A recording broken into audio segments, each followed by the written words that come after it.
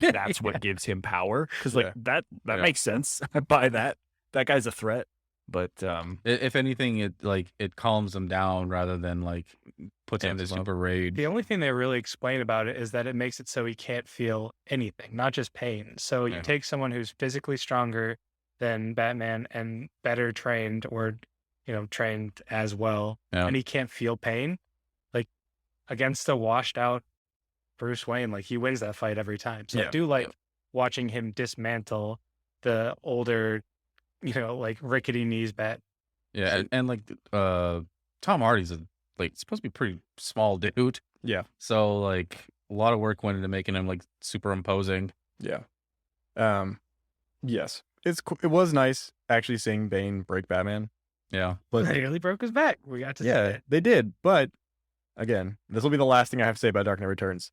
He had to break the broken Batman. He couldn't break Batman in his prime. He had to break broken Batman. In the comic books, Bane breaks Batman in his prime. He like physically and mentally wears him down and then physically breaks him. But this is like Batman at the height of his career. This isn't Batman who's already old, already crippled, and already fought, the Joker and then been about to retire.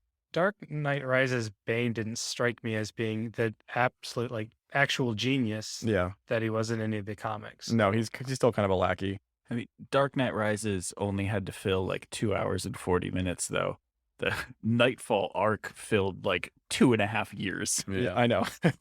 Batman had more friends back then. I know. I think from a movie perspective, it's actually really interesting to see like Batman start out at just like lowest point and then showing him go even lower. Mm-hmm. And then, then makes the struggle to get like all the way back to top, even, more triumphant. Because the first time we see him, he's actually walking with a cape. Yeah. I think.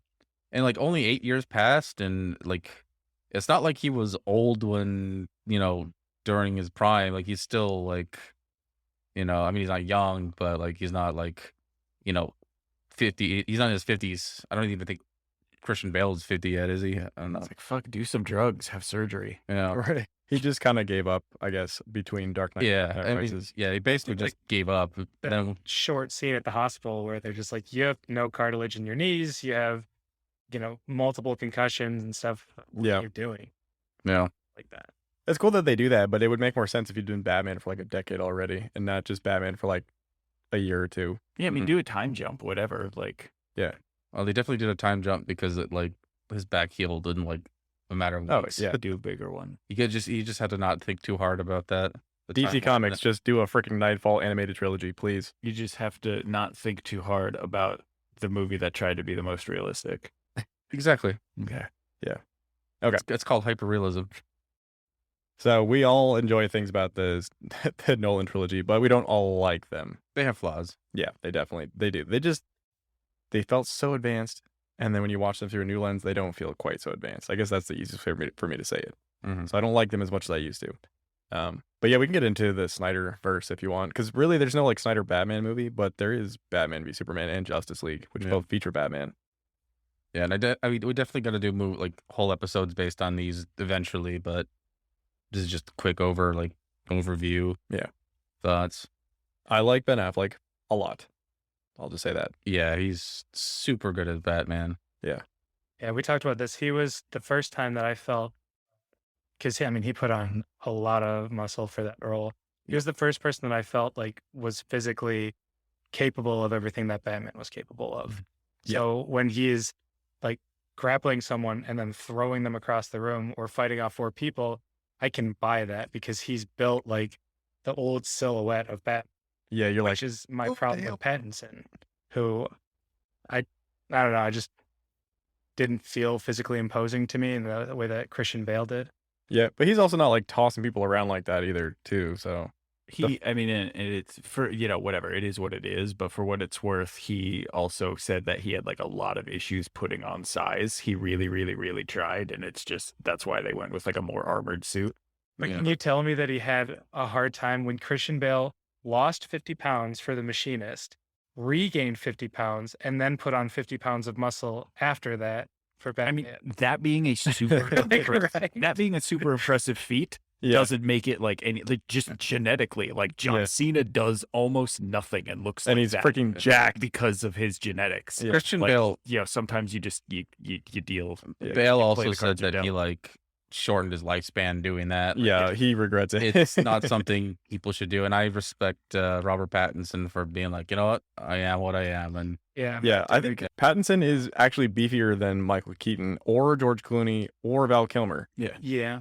You just can't tell in the movie very well, but he is like, if you see in like the behind the scenes footage and stuff, he's a lot more muscular than any of those guys. Well, there's like at least one scene, right, where he takes the shirt off and his back is all scarred up, and it's like It's it's, funny, it's yeah. very defined. He's Yeah. doing the whole like spread out mosaic on the floor to solve. Oh yeah, yep, So Yeah, you you can see that he put in the work and that he stacked on some muscle. It's just right. going back to like, you know, it's cheesy, but the Ben Affleck workout montage was like, oh, that dude could fuck someone up. Well, yeah, that's because Yeah. how he works out, though. I mean, I don't know what Pattinson's workout is to play Batman or like his Bruce Wayne / Batman workout, but dude, what Ben Affleck is doing in that movie, like just pulling and pushing things really heavy, like that's how you get those muscles that you need to throw people around, yeah. right? He says in one of his monologues, you know, my family and the Waynes were hunters, we were trappers. Yeah. And he brings that like into his workout routine That's a good point. and his fighting style. He's literally hunting people down. He's hunting people. He's hunting Batman. I mean Superman, Mhm. luring him with a trap. Which Yeah, that is a good point. I never thought about that movie. He Yeah. really is like hunting Superman down like an animal and like laying traps. he for him. doesn't view him as a human. Yeah. Which bold choice. This is like the first one where Batman is unambiguously the villain of the movie. Yeah, which is cool. I like that a Yeah. lot. Like he figures out he's being a dumbass and all that at the end, but it's really interesting that like, okay, we're not doing. I mean, okay, like we're not doing where like, you know, the two superheroes kind of just, you know, have a disagreement. It's like no, he thinks he's, you know, an outright alien and, you know, out there to destroy the world, so he's gonna try to kill him. Yeah, I mean, he's not wrong. He is an alien, but he's not an evil Yeah. alien. I mean, yeah, the movie's called Batman v Superman, so Yeah. you've got to to have two heroes fight. You like they both have to feel like they're right, and the audience has to be able to see like why either of them feel that way. Mm-hmm. Well, as One far of as them's got to be antagonistic. timeline goes, they open the movie and it's during the fight between Superman and Zod in the city where the buildings are coming down, right? Right. So they the establishing shot of the movie ends with you know, Bruce Wayne, He's running into the Robin you storm. know, holding the little girl and just staring up at this alien that's destroying his planet, and Yeah. he physically can't do anything about it. And that's the moment where, like, that's the whole movie. He realizes at that point, if this dude flipped that switch and turned it around, no one can stop him. I can't stop him right now. Like, we'd be handing the world over on a silver platter. Do you think it's the helplessness? That's what drives him? It's the help because it's the helplessness coming off of Dick Grayson's death. Mm-hmm. Right. Do they say in the movie how many years prior Dick Grayson died? No, they keep it ambiguous as to how long that was. Yeah, I didn't. You think get they- the impression that it's still kind of fresh. Wound is still fresh. That's the Yeah. impression that I got too. Like, Yeah. because I think what they're going for is though just a lot of people, like just normal people, went bonkers after 9/11, Mhm. and that's definitely how I felt Bruce Wayne was in that movie. Yeah. It wasn't the death of Robin that was a tipping point, but it was what like started the downfall. The downfall, if you know what I mean. Right. Like he just became more brutal after Robin died. Yeah, like he was becoming more and more brutal, and then seeing the alien invasion and how he's just powerless to stop that. Mm-hmm. That's what just shattered the glass. Well, speaking of that whole thing just like coming to a head and like him kind of breaking down, like, do you think it is intentional that when we said the warehouse fight, he killed that dude? The scene where he's driving the Batmobile and he's blowing up people's cars with them in it, he's killing those people. Mhm. Is this supposed to be a slightly darker like, are we supposed to be like, he's killing I those think the people 'cause he's explosions mad? are killing the people, not Batman. Yeah. He's killing them by proxy. Here's the Huh. thing: Batman, they all like certain iterations have the no kill rule. This one doesn't. Yeah. But he's not executing people. That's the difference. Batman doesn't execute. It's manslaughter. I mean, every single person who dies that he encounters, he kills them in self-defense. Yeah, I don't know if I would say self-defense, but it's more like a, if I don't It kill you, you're gonna keep Yeah, coming at me it's at until the you kill service me. of saving people. Like, He's it's Yeah. he is not he's not pulling punches anymore. He's Yeah. not afraid of collateral damage I guess as that's long the as best he way to put it. accomplishes his goal. yeah. And He's just desperate to win. he's redirecting his anger and his frustration at that point. He now realizes, everything's clear, and he gets to finally do the thing that he spent his whole career, wanting to do, which is Kill people. save his mom. So Yeah, he's basically saving his mom by proxy in the Yeah. at the end of that warehouse scene. that's true. And I can kind of see why, like, if he's been like down on his luck for like the past couple of years because Robin's gone and like crime has been rampant, and he feels like he's not making a dent. Yeah. And then all of a sudden, you find the worst villain of all time in the form of Superman, and he's like, if I stop the worst villain of all time, I'm the best hero of all time, right? So he Mhm. goes way overboard, and he's like blinded by that rage because he Yeah. just wants nothing more than to stop this villain. And then you got Lex Luthor, who's, in between this, and he's agitating both sides. So, I mean, he's the true villain in the movie, and we see that, the Wally, the guy in the wheelchair that became paralyzed in the Mhm. Battle of Metropolis, Bruce was sending him checks. Yeah. So he didn't have to like, live in squalor. But Lex Luthor was secretly intercepting those checks. Yep. And he doesn't find out about it until boom, the moment the explosion happens. Yeah. So, no. That's one thing. I mean, Was that Lex's handwriting on the checks? It was either his handwriting or Goon doing it, but I mean, the message came from Lex. I Yeah. just don't, I like don't the think whole he, "you let your family die" thing. yeah, I don't think he realized it at the time. It's kind of weird too because I know that originally that movie was gonna be way more packed, and like there were gonna be like Joker and Riddler cameos in the movie and stuff. So it makes me kind of wonder like if like those letters were more like something that was originally gonna play into the Riddler in the script or the Joker in the script, and they just left the letters in but cut the villain out Do you know what Snyder's plan for the Riddler was going to be in one of the Justice League movies? to have him kill himself or something. He was going to discover the anti-life equation, and then he was going to commit suicide. I knew he was gonna kill himself. I just didn't know why.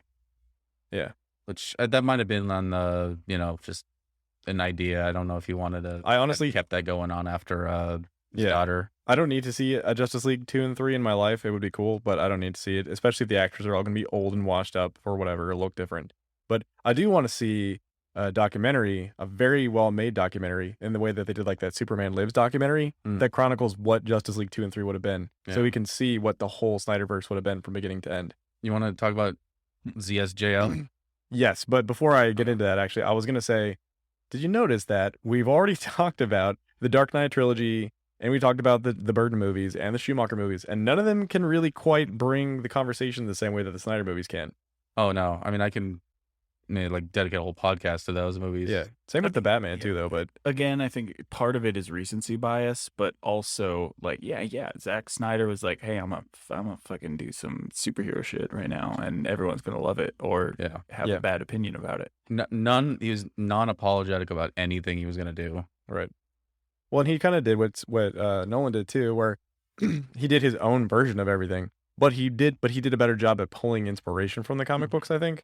Even if he still did the DC animated shit with Batman v Superman and like threw Doomsday into it that didn't need to be in there. Regardless of that, you still get better adaptations of the characters than have ever been done before. Yeah, I think he wanted to. I don't think Lex was there like enough. Lex was kind of just there to plant the seeds for future things that never came to fruition anyway. Yeah. But he didn't want Batman or Superman to like truly be seen as the antagonist. So you needed this other thing, as well as like the plot device that it played a role in like bringing them back to the same page and Yeah. having an end to the movie. But it was also Lex's origin story. I mean, Yeah, it kind of was, yeah. ending the movie with him getting his head shaved. Yeah. Like, that is his final transformation. And him like starting the Like- Legion of Doom. And now he's learned something from his first failure. So I get like they didn't throw a whole lot of like what you'd expect from Lex into there, but I don't think they had Lex Luthor like as he was Yeah. like, what any of the fans would actually want to see. That's a good point, actually, and it makes me wish that there was a Zack Snyder Batman film so we could have Superman's origin, Batman's origin, and Lex Luthor's origin. you know, because it really is a Lex Luthor origin movie if you think about it. I think what we got from Lex was perfectly fine. I don't think we need a whole origin movie. But Oh no, I'm saying Batman- that basically was his origin.